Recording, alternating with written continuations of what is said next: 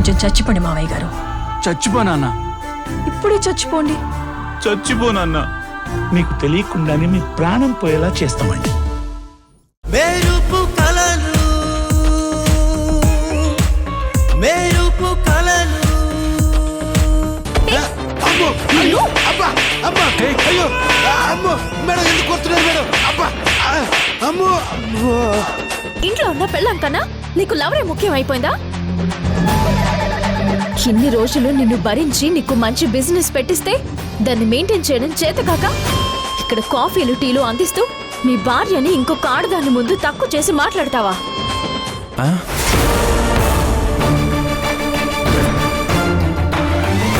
నిన్నటి వరకు నిన్ను తిట్టినా కొట్టినా నీకేలోటు రాకుండా చూసుకుంది. ఇప్పుడు కొత్త అమ్మాయి పరిచయం అవ్వగానే భార్య గయ్యల్లా కనిపిస్తుందా? అందుకే దాన్ని కొంగ పట్టుకుని తిరుగుతున్నావా? ఇంకోసారి నీ పక్కనున్న భార్యని వదిలేసి ఇంకో అమ్మాయి గురించి ఆలోచించినట్టు తెలిసినా నీళ్లున్న బావిలో నిన్ను తలకిందులుగా వేలాడదీస్తాను. జాగ్రత్త.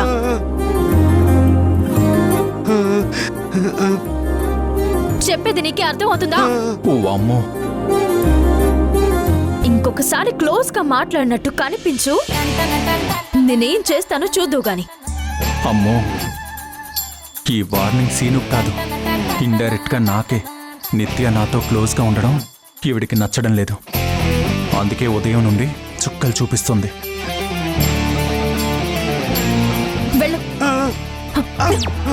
వెళ్ళి నీ భార్యని దేవతలా చూసుకో. ఎలా చూసుకుంటా? దేవతలా చూసుకుంటా. వెళ్ళవు.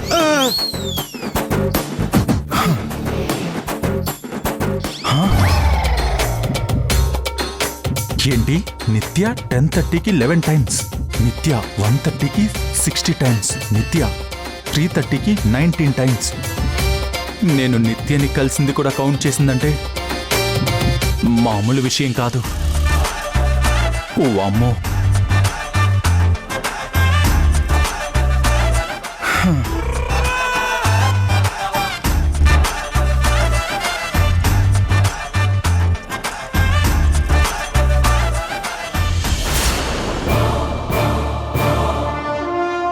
ఇదేంటి? అమ్మ ఎన్నిసార్లు ఫోన్ చేసింది? ఏదో అర్జెంట్ విషయం ఉంటే తప్ప అమ్మ ఎన్నిసార్లు కాల్ చేయదే.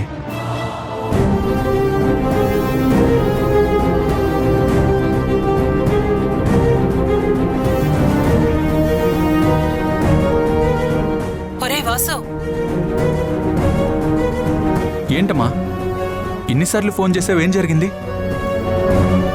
అదేంట్రా,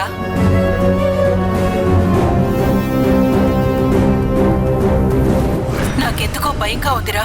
నువ్వు త్వరగా రారా. అమ్మా నువ్వేం కంగారు పడకు, నేను వెంటనే బయలుదేరి వస్తున్నాను. నువ్వు అక్కడే ఉండు, ఎక్కడికి వెళ్ళకు, సరేనా? వస్తున్నాను. సరే.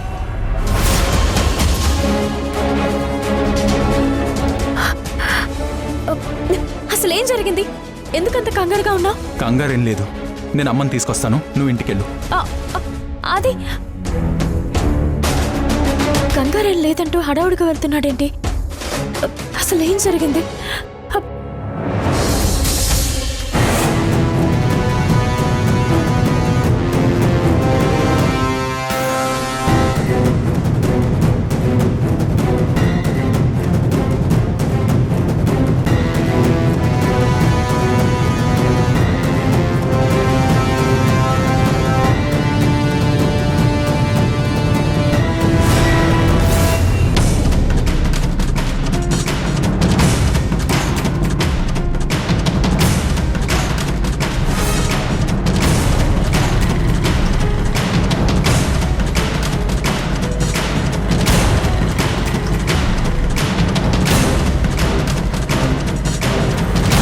అమ్మా,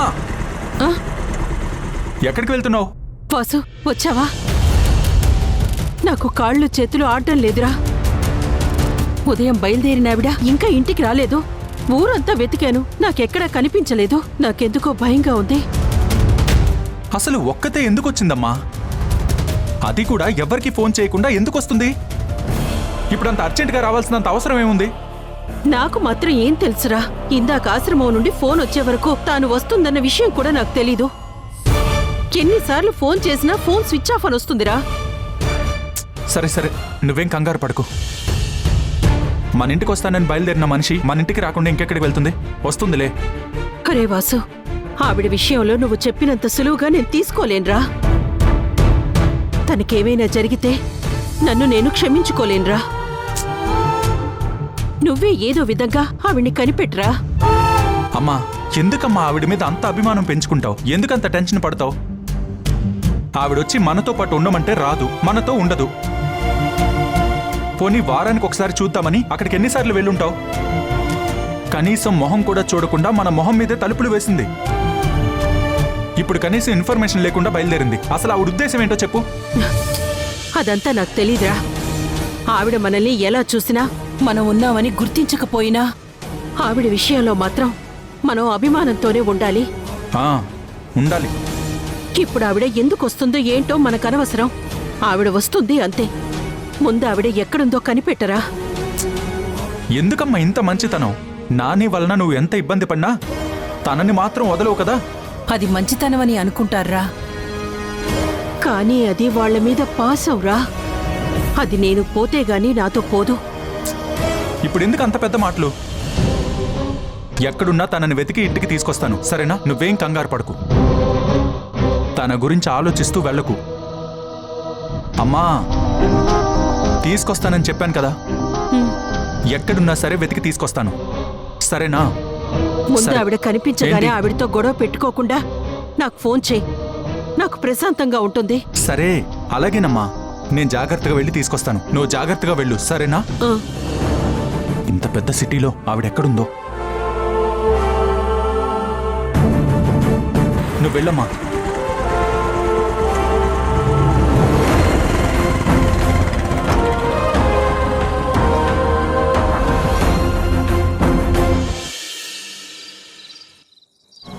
సంగీత, అత్తయ్య, సంగీత.